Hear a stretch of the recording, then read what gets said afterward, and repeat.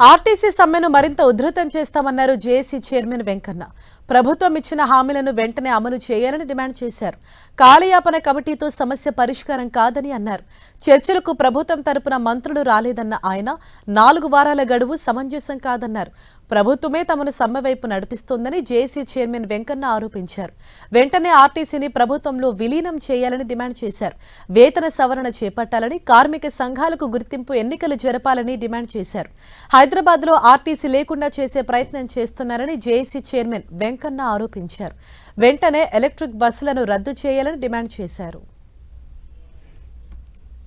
అమరవీరుల సాక్షిగా ఈ రోజు ప్రతిరబోని ఈ సమ్మెను ఎంతవరకైనా చేయడానికి ఆ కార్మిక వర్గం సిద్ధంగా ఉందని చెప్పేసి అమరవీరుల సాక్షిగా ఈరోజు వాళ్ళకందరికీ మేము జేఏసీగా పిలుపునిస్తున్నాం.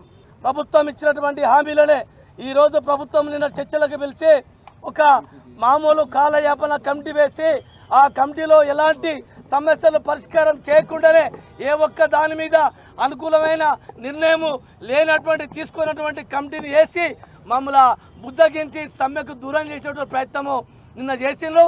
మేము ఈరోజు కొత్తగా ఏర్పడ్డ సమస్యలు కావి. గత 2.5 సంవత్సరాల నుంచి ఈ ప్రభుత్వం దృష్టిలో ఉన్నటువంటి సమస్యలు అడుగుతున్నాం కాబట్టి దీనికి కమిటీ వేయవలసిన అవసరమే లేదు. వీటిని తక్షణం పరిష్కారం చేసేటువంటి మన అవకాశం ఉన్నది కాబట్టి ఆ 4 వారాల గడువు అనేది అవసరం లేదు. మీరు తక్షణమే మా సమస్యలు వెంటనే పరిష్కరించాలని చెప్పేసి కోరినప్పటికీ వారు ఎవరు కూడా స్పందించకపోవడం వల్ల ప్రభుత్వం కూడా ఎవరు కూడా చర్చలలో ప్రభుత్వ మంత్రులు ఎవరు ఈ యొక్క చర్చలలో నిన్నటి చర్చలలో లేకపోవడం వలన మరి ఆ అధికారులతో ఐఏఎస్ అధికారులతో కూడినటువంటి ఆ కమిటీ వాళ్ళు చేతులెత్తేసి వెళ్ళిపోవడం జరిగింది. ఇప్పుడు మేము ఒక్కడే చెప్తున్నాం, ఈ ప్రభుత్వమే మమ్మల్ని బలవంతంగా సమ్మె వైపు తీసుకెళ్తున్నది. మమ్మల్ని సమ్మె వైపు పోవడానికి ఈ ప్రభుత్వం మొండి వైఖరే కారణం కాబట్టి ఈ ప్రభుత్వం ఇచ్చిన హామీలనే విలీనం చేయమంటున్నాం. 2021 వేతన సవరణ చేయమంటున్నాం. అదేవిధంగా కార్మిక సంఘాలకు గుర్తింపు సంఘం ఎన్నికలు పెట్టమంటున్నాం.